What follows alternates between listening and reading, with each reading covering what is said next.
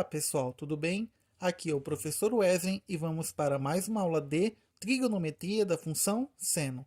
Bom pessoal, essa aula aqui é para a gente aprender a fazer os gráficos de funções. Neste caso, vamos aprender hoje a fazer o gráfico da função seno apenas usando o ciclo trigonométrico e um gráfico desse tipo.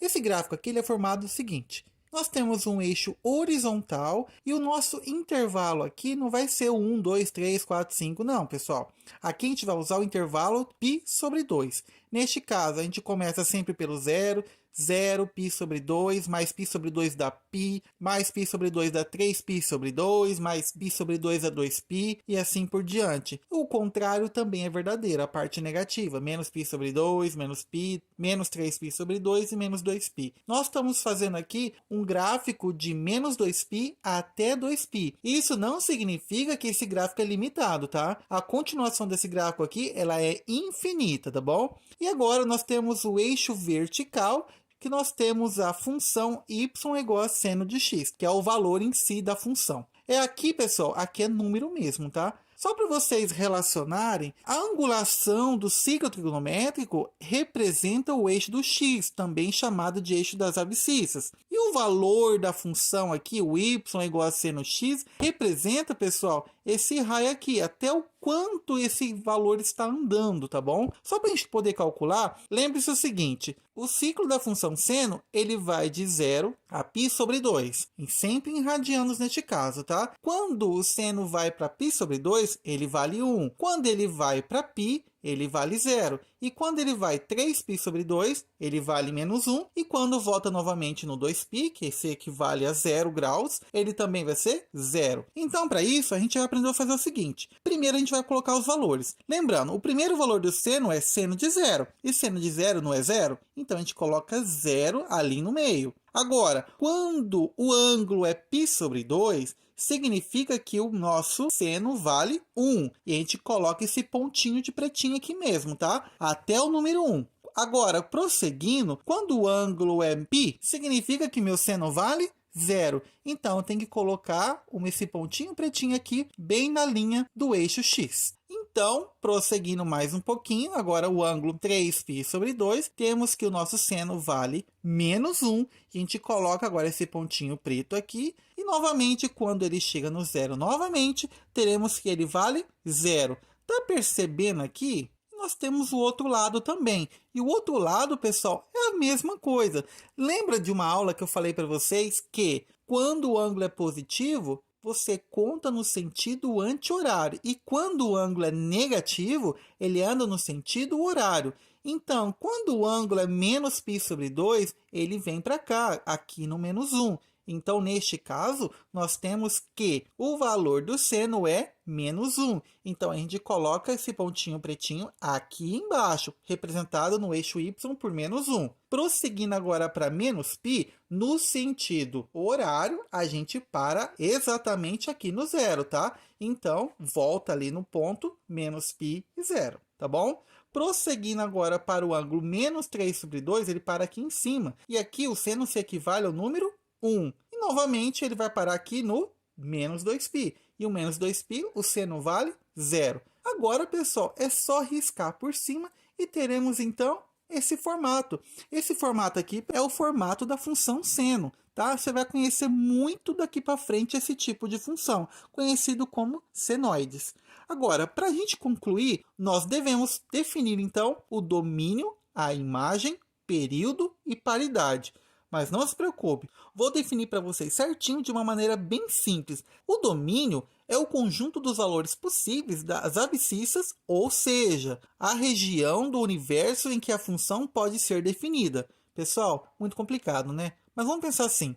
Qual é o valor do x, esse eixo horizontal aqui, que a função está definida? Está percebendo que qualquer ponto que você falar vai ter um valor de y? Então, não tem problema. E toda vez que não tiver problema nenhum na reta x, significa que o meu domínio é o próprio conjunto dos reais. Então, pessoal, não tem problema nenhum. Toda vez que não tem problema, eu defini isso como domínio igual a R. O R, no caso, é os reais. Agora vem a função imagem. Lembra que no domínio eu falei para vocês que representa o eixo do x? Tem algum problema? Não? Então, a imagem é o y, e neste caso, o valor máximo e o mínimo dele. A definição, um pouco mais rígida, é a seguinte: a imagem é o conjunto dos valores das ordenadas, representadas pelo y, resultantes da aplicação da função. Qual é o valor máximo e qual é o valor mínimo da função? Olha no eixo y e vamos ver que qual é o valor máximo que a função está sendo atribuída? O número 1. Qual é o valor mínimo que a função está sendo atribuída? O menos 1. Então, neste caso, nossa função é limitada em 1 e menos 1. Então, neste caso, a imagem sempre começando do menor para o maior, teremos então a imagem igual conjunto fechado em menos 1, que vai até o 1 positivo, fechado também. Tranquilo, né, pessoal? Agora vem uma coisa que não é muito comum para vocês: o período da função, também estudado muito em física. Lembre-se, uma função diz-se periódica se esta repete ao longo da variável independente, que neste caso é o x, com um determinado período constante. Resumindo em palavras bem simples, a hora que a função começa e termina de modo que ela começa a se repetir. Tá percebendo que aqui no 0 até o 2π ela vai começar novamente? Não percebeu? Agora olha para trás. Menos 2π até 0. Agora vai de 0 a 2π. Tá percebendo que é a mesma coisa? Tá percebendo uma continuidade? É como se voltasse exatamente no ponto inicial. Lembra que eu tinha dito que a função no ciclo trigonométrico ela começa em 0 e vai até 2π? E 2π se equivale a 0? Então, e ela não fica se repetindo toda vez que dá uma volta completa? Aqui na função é a mesma coisa. Basicamente, pessoal, trocando em miúdos, a representação dessa função é a representação do ciclo trigonométrico, só que de uma maneira mais infinita. Eu posso continuar isso daqui, tá bom? Agora vem a última parte, que é a paridade da função. A paridade é um pouco complicada a definição, mas eu vou explicar ela certinho para vocês depois. Uma função y igual a f de x é dita par se f de menos x é igual a f de x.